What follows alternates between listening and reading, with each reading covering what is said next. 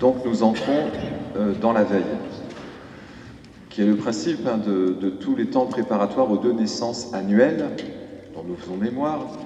Alors Noël très populaire, là on est intersaison, donc c'est encore calme dans l'église de Guiestre, même si nous sommes plus nombreux qu'habituellement. Mais nous fêtons la naissance du corps de Jésus en ce monde, voilà, homme. Dieu s'est fait homme. Voilà, donc ça fait penser à toutes les naissances de nos familles. D'ailleurs, nous penserons, là, comme je vois Franck, à Ludivine aussi tout à l'heure, voilà, une petite qui a perdu la vie pour une histoire de bactéries, disons, voilà, il y a, la semaine dernière, une petite de 6 ans qui était au 5 heures. Donc cette naissance qui réjouit nos familles et voilà, qui fait souci aussi parfois dans cette responsabilité qui est confiée à des parents. Et puis la deuxième naissance, bien sûr, c'est Pâques. Voilà, c'est les deux grands événements chrétiens en gros sur l'année. Donc les martyrs, ils sont dans la deuxième naissance, hein, ça va. D'ailleurs, c'est toujours la date de leur décès qu'on retient pour les martyrs. Hein. Alors, je disais à Franck hier, voilà, Ludivine comme un ange qui naît. Voilà. Mais c'est aussi cette réalité-là à laquelle nous sommes confrontés. Puis vous, pompiers, vous le savez, hein, voilà, vous êtes dans l'urgence, et puis parfois dans les drames aussi, pour lesquels il faut accompagner les familles. Donc voilà, cette deuxième naissance qui est moins populaire finalement, Pâques, parce qu'elle correspond à un clair-obscur pour nous. On ne sait pas bien la réalité au-delà, et pourtant c'est celle qui a justifié la construction de nos églises, comme je le rappelle le jour des obsèques. Donc naissance du corps spirituel. Le texte n'arrête pas de nous dire dans l'Évangile, le Fils de l'homme viendra, le Fils de l'homme va venir, etc. Préparez-vous, veillez. Donc le Fils de l'homme, je l'ai rappelé hier pour la Sainte Catherine à Vars, le Fils de l'homme, c'est ce corps spirituel. Il y a le Fils de la femme, c'est maman qui nous a mis au monde. Le Fils de l'homme, c'est l'autre réalité que vous portez. Hein. On a tous cette réalité dont nous sommes mères, puisque c'est nous qui portons l'enfant de Dieu qui a été signifié particulièrement au moment du baptême. Donc je rappelle, nous naissons tous enfants de Dieu. Ben, c'est Dieu qui crée. Donc chacun reçoit la vie de celui qui la donne à travers nos parents. Par contre, on devient fils, fille de Dieu par le sacrement du baptême, qui est une naissance. Donc ça, c'est toujours l'actualisation du Fils de l'homme en nous. C'est des mots, mais bon, il faut bien qu'à un moment donné, on mette un peu d'intelligence, sinon on ne comprendra rien. Voilà. Le Fils de l'être humain, si vous préférez. Ce Fils auquel nous sommes appelés. Et donc j'ai parlé aussi du docteur Duroc. Bref, cette réalité que chacun contient et pour laquelle on nous confie la croissance. Ben, c'est bien, hein, moi, on a une occupation qui nous est proposée par Dieu. Dieu ne fait pas sans nous, et librement nous consentons, c'est ça la veille, à laisser Dieu faire grandir l'enfant de Dieu à travers l'acte de foi que nous posons. On fait tous un peu ça, hein, à notre manière.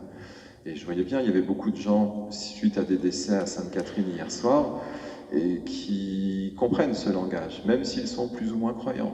Voilà. On comprend que nous avons besoin, beaucoup m'entendent, hein, on a besoin de recevoir l'amour d'un autre pour que cette croissance puisse se faire. Et chacun va le retraduire dans son langage. Pour la foi dans une église, évidemment, cet autre est aussi Dieu. Il est celui en qui je fais confiance, quoi qu'il arrive, le seul juste. Bon, c'est un langage. Alors nous sommes invités donc à entrer dans cette veille. Je ne vais pas vous refaire la vie de Sainte Catherine d'Alexandrie. En gros, c'est les persécutions romaines, 1er siècle, et donc il y avait une forme d'idolâtrie qui était présente, et les martyrs chrétiens ont dit, ben non, nous on fait confiance en Dieu seulement. Ça ne veut pas dire qu'on ne fait pas confiance aux hommes, hein. Ça veut juste dire que nous ne mettons pas notre confiance en une idole, et une idole c'est très simple, c'est quelque chose qui nous ressemble, que nous projetons à l'extérieur et qui voudrait nous faire penser que c'était l'un des grands soucis de Jésus, hein. Une espèce d'idole de nous-mêmes qui, finalement, vous allez parler en votre nom au lieu de parler au nom de celui qui vous inspire. Donc ça, c'est ce qu'on appelle un faux prophète. On est tous un peu ça, hein, d'ailleurs. Hein. Malheureusement, on n'est pas dans la lumière permanente. Mais c'est ce qui provoque la conversion et qui nous dit, mais Seigneur, devant l'épreuve ou devant le service qui est le mien, j'ai besoin que tu m'aides. Voilà, ça, c'est un chrétien.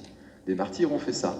Ils ont vu devant la tyrannie, alors il y en a bien aujourd'hui, hier, il y en aura d'autres demain, ils ont tenu le fait que nulle peine n'est possible si on la reçoit auparavant.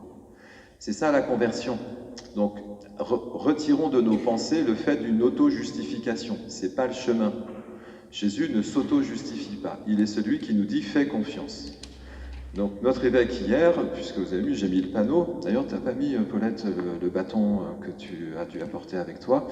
Il y a eu 2 symboles pour signifier notre envoi en mission.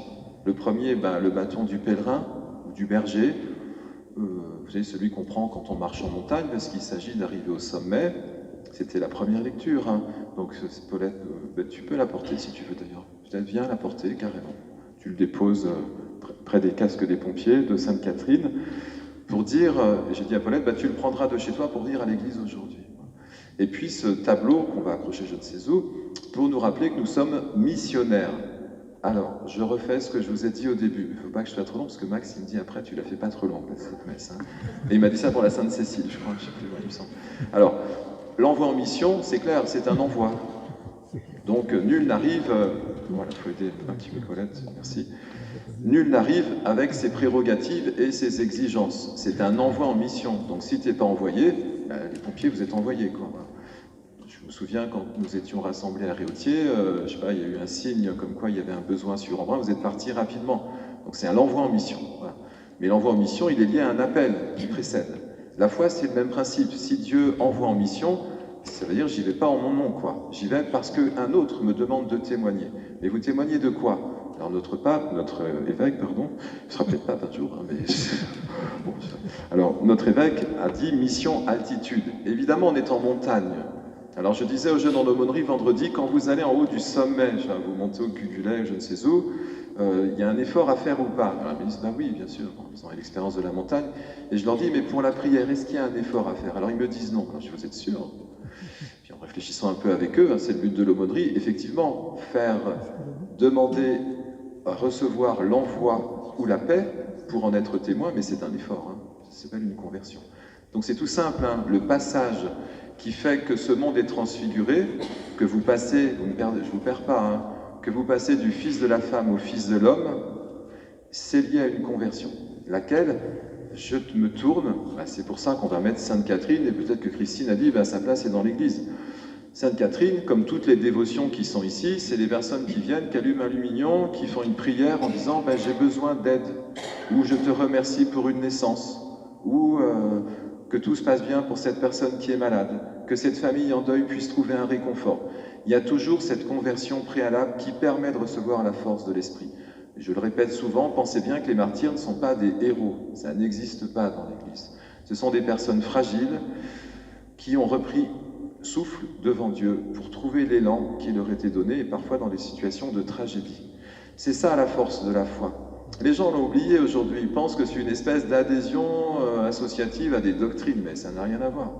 La conversion, l'humilité de la conversion, Jésus était doux et humble de cœur, il est celui, donc je le rappelle pour ceux que je ne vois pas souvent, il n'est pas celui qui donne, Jésus est celui qui reçoit. Il faut vraiment l'entendre, il est connecté au Père, il reçoit, donc ça veut dire qu'il fait la conversion. La conversion, c'est pas que le péché, hein. Il se tourne vers son Père dans les moments difficiles ou plus heureux de sa vie pour recevoir la force de l'Esprit et ensuite envoyer en mission. Et il a témoigné pendant 3 ans. Mais les 12, les disciples, ils ont fait la même chose. Et nous, on est là 2000 ans après et on fait encore la même chose. Nul ne vient en son nom propre. C'est ça le secret de l'humilité et c'est surtout le secret d'une croissance certaine dans nos vies. On va le retraduire chacun à notre manière, hein. Bon, on est tous très différents, heureusement. N'empêche que si un autre ne vous rejoint pas, ça veut dire qu'il y a quelque chose de stérile dans nos vies. C'est une conversion, et vous l'avez bien compris, en haut de la montagne, il y a un effort à faire pour regarder le paysage avant de partir le matin, faire une prière peut-être avant de s'endormir le soir, pour déposer les soucis du jour, parce que qui va les porter? Vous? Est-ce que vous êtes sûr que la paix, vous la trouverez de cette manière-là? Non. En haut de la montagne, on va revenir sur de la Bible un peu, il y a ce qu'on appelle le temple. Nos églises, souvent, bon, c'est vrai pour Réautier, Guillestre aussi, peut-être, je ne sais pas, il faudrait voir. En général, c'est toujours un point central, un point culminant, un point haut, un point où on entend, où on voit. Les cloches servent à ça. Pourquoi?